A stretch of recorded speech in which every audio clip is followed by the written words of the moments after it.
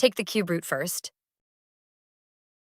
We will explain how the meaning of rational exponents follows from extending the properties of integer exponents, allowing radicals to be written using rational exponents.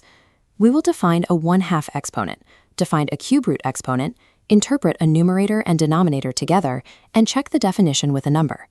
For a real number x greater than or equal to 0, why does x to the 1/2 mean the same thing as the non-negative square root of x? The exponent law gives x to the 1/2 squared equals x to the power of 2 times 1/2. That simplifies to x to the first power, which is just x. For real x greater than or equal to 0, choose the non-negative value whose square is x. That value is the principal square root. So for real x greater than or equal to 0, x to the 1/2 equals the square root of x, the non-negative square root, and x to the 1/2 squared equals x. What does x to the 1/3 mean, and why is it equivalent to the cube root of x?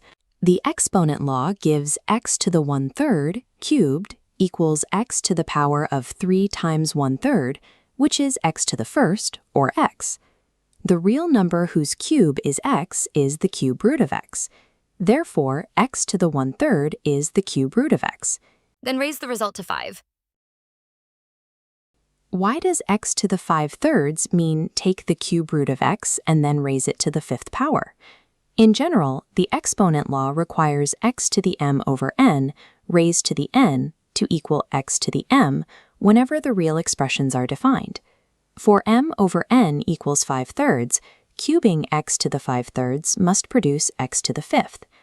Taking the cube root of x and then raising it to the 5th power has that property, so x to the 5/3 means take the cube root and then raise the result to the 5th power.